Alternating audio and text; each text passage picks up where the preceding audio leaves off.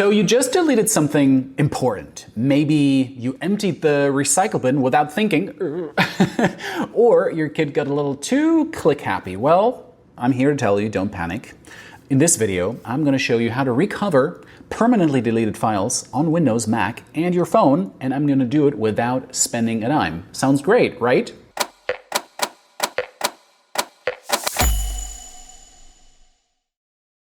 Before we get into it, quick heads up. The sooner you act, the better your chances. So when you delete a file, it's not actually gone right away. Your device just marks that space as available. The moment you save something new, that old file can get overwritten. So stop using the device if you can. Don't install new apps. Don't save new files. Just pause everything until you've tried recovery. I know it's hard. I know you want to click on the computer to revert everything that you've done, but stay away for now and breathe. All right. Let's start with Windows, right? Most of you probably have a Windows machine, so that's what we're starting with. You've got three free options here, so let me walk you through each one. Now, first up is Windows File Recovery, and this is Microsoft's own tool. It's completely free. There's no hidden fees. There's no premium unlock nonsense. The catch, it's command line only. So there's no pretty interface that you can use, just typing commands. And if that sounds intimidating, stick around. I'll make it easy for you. You can even grab a tea or coffee if you want. So here's how to get it. Open the Microsoft Store and search Windows File Recovery and hit install. So once it's ready, open your Start menu and launch it. So you'll see a command prompt window pop up like this, for example, and here's really where the magic happens. Check this out. The basic command structure goes like this. Win, FR, then your source drive, and then your destination drive, then your recovery mode, right? So if you're recovering from your C drive to your, say, D drive, you type win fr c d / regular. Then you'd hit enter and you let it scan. So let's talk a little bit about those recovery modes. There's two main ones that you need to know. There's regular mode, which works great for recently deleted files on NTFS drives, sorry. And that's most Windows hard drives, to be honest. There's extensive mode, which digs a little bit deeper. Use it like for older deletions, I don't know, formatted drives or external storage. It takes longer, but in my experience, it tends to also find more. So do you want to recover a specific file type? Well, you can simply add a filter. Type /n and then the file. So that is basically what you need to do. So for all your, say, Word documents, that's basically /n *docx, right? So that would find all the Word documents. For JPEGs, it's similar. You just type in /n *.jpg. So you can even target a specific folder by adding the path after the /n. Now, one thing to remember, always recover to a different drive than where the files were deleted. Otherwise, you risk overwriting the exact files you're trying to save. That's a classic mistake, and it's very easy to avoid. So just stick a thumb drive into your computer and just restore there. All right, there's another option. Recover by Piriform. And this one's been around basically forever, and honestly, it's still one of the best free recovery tools out there.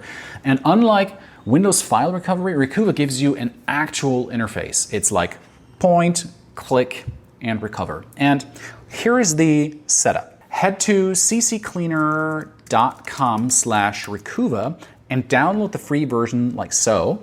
And, well, you can also click on the link that I'm leaving you in the description if you like. And now you got to pay attention here, because during the installation, watch for these bundled software offers. Uncheck basically anything that you don't want. And It's always sneaky with these recovery software because they always like to sneak in extras that you don't need. So be very wary to uncheck everything that you don't want. Okay, once installed, you'd simply launch Recuva and you'll get a wizard like this. It asks basically what type file type you're looking for, if it's like pictures, if it's documents, music, or anything else, right? Pick here what you need, and then it asks you where the file was located, and be as specific as you can remember, or just select, I'm not sure, and we'll just scan everywhere, right? And here comes my favorite part. You can enable deep scan before starting, right? It takes obviously significantly longer, well, because it's a deep scan, but if your files were deleted a while ago or you've already used the drive quite a bit, deep scan is your best bet. And I've recovered files that regular scans essentially completely missed. Okay, when the scan actually finishes, and it can take a while, you'll see a list of recoverable files, and Recuva color codes them quite neatly. Green means, well, excellent condition, probably fully recoverable. Yellow means, well, it's partially damaged, it might be corrupted, and red means the file's likely gone forever. But hey, sometimes you get lucky anyway, so you can at least try. Select what you want, like this, and then you can click Recover, and then choose where to save. Again, different drive than the original, and that's the golden rule of file recovery. Okay, let's look at the third option. If all those options didn't work, you might want to check out another one, which is TestDisk and PhotoRec. These are open source tools made by the same developer, and TestDisk recovers lost partitions and fixes boot sectors. And PhotoRec, despite the name, recovers all file types, not just photos. Don't let the name fool you. Fair warning though, PhotoRec has no graphical interface. It's all text-based navigation, but it's incredibly powerful and works on basically any storage device. So download both from cgsecurity.org, and they come as a package, and I'll leave it also here in the description box below for you to access quickly and download. But let me show you how PhotoRec works. Now basically, launch it, select your drive like this, and then choose the partition, and then finally the file system type. It'll default to the right one usually, so basically you can just hit enter and then select where to save the recovered files like so. PhotoRec then will churn through the drive and essentially dump everything it finds into that folder. Now, the downside, PhotoRec doesn't preserve file names. You'll get your files back, but they'll have some generic file names. You'll need to sort through them manually. It's quite tedious, but when nothing else works and you're desperate, PhotoRec often comes through, and I'm quite pleased with the results. Okay, let's completely switch operating systems now. Let's talk Mac. Your built-in option is way simpler, but there is a catch. You need to have it set up before disaster struck. Yeah, it's called a backup, right? So Time Machine is Apple's automatic backup system. If it was running when your file existed, you are golden, and that's why we're preaching here always at CloudWords, you know this, always have a backup, not only one, but ideally adhere to the 3-2-1 backup rule, and I'm going to leave you a video here that explains what it is, so in future, if you lose a file or delete a file or it's corrupted, then you know how to create the proper backup and then restore it appropriately. All right, but what if Time Machine wasn't set up? Then you need third-party software. Now, Disk Drill is the best free option for Mac. So you get up to 100 megabytes of free recovery, which is enough to probably save some documents and photos. It's obviously not enough to restore entire hard drives. And sometimes it's also hit or miss, right? Here's how to use it. First, click on the link in the description box below where you can download it, or you go to cleverfiles.com, then you install it. And you open Disk Drill. You'll see all your connected drives listed like this, and select the one where your files were deleted and click Search for Lost Data. Now, you gotta be patient. I mean, these recovery methods, they take time and they might not work. That's the downside. I know you're very eager to get your file back, but you got to be patient. And Disk.Drill has different recovery methods running simultaneously. You'll see results appear as it scans, and you can actually preview files before recovering them, which is super useful. So no more guessing if that's the right version of your document or not, right? So, and now you're on the stage where when you found your file, right, you select them, and then simply you hit recover, you choose your destination, and yes, same rule, save to different drive. On a Mac, an external drive or a different partition works perfectly. I would use an external drive, just plug into your Mac and then you're done. And then one more thing about Disk.Drill. If you run out of free recovery space, there is a paid version. But honestly, 100 megs should be enough if you're just recovering a few critical files. You're not interested in the gigabytes and gigabytes of other files that could technically restore. All right. We also want to cover phones real quick. Android first. The good news is, if you use Google Photos and backed up your pictures, they sit in the trash for 60 days before permanent deletion. To find them, you need to open the Google Photos app, then tap the library at the bottom, and then trash. If your photos are there, select them and tap restore. They'll pop right back into your library, and thank God they're restored. For other files, you got to check Google Drive's trash. It's the same deal. Deleted files stay there for 30 days, and here's how to check. Now you open Drive, then you tap the menu, you tap trash, and restore what you need. But what about files that weren't backed up to the cloud? Now, this is where it gets a little bit tricky.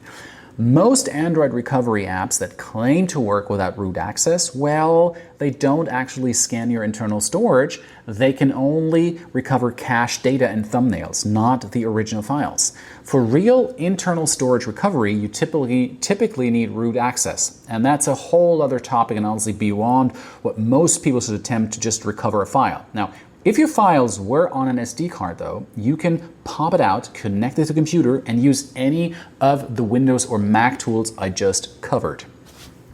Now, iPhone users. Apple's ecosystem has your back, but again, it depends on what you had enabled. So, recently deleted photos stick around for 30 days. Great. I mean, to find them, it's very easy. You open the Photos app and scroll down to recently deleted, like so. And then tap select, choose the photos you want to restore, and hit recover like this. That's it. iCloud Drive works the same way. Now, you can go to iCloud.com on any browser, like I'm doing here, for example. You can see, click iCloud Drive, and then check recently deleted. Files stay there for 30 days, and if you found what you're looking for, select them like this, and recover. But what if it's been now more than 30 days? Check if you have an iCloud backup from before the deletion. First, you gotta go to Settings, tap your name at the top like this, tap iCloud, and then Manage Storage, and then Backups. If you see a backup dated before you lost the file, you could restore your entire phone to that backup. Fair warning, you'll also lose anything added after that backup date. It's a nuclear option, but sometimes it is worth it. Well, no backup? Third-party tools like Dr. Phone or iMobile Phone Rescue can sometimes help, but results, to be honest, vary wildly. I would not keep my hopes up. They're also not free. Most offer like a free scan to see what's recoverable, then charge for actual recovery. Personally, I wouldn't count on it. I'd exhaust every free option first and get your backups right the next time. It's very tough to recover anything deleted on a phone because especially Apple doesn't let you access like the internal workings of your phone, basically. All right, let's talk about some extra tips that apply to basically everything that I've just covered. First, Time is everything. The longer you wait, the higher the chance your deleted files get overwritten. I've seen people lose files permanently just because they kept using their device for a few days before trying to recover. Well, you have to act fast, not even internet browsing, nothing.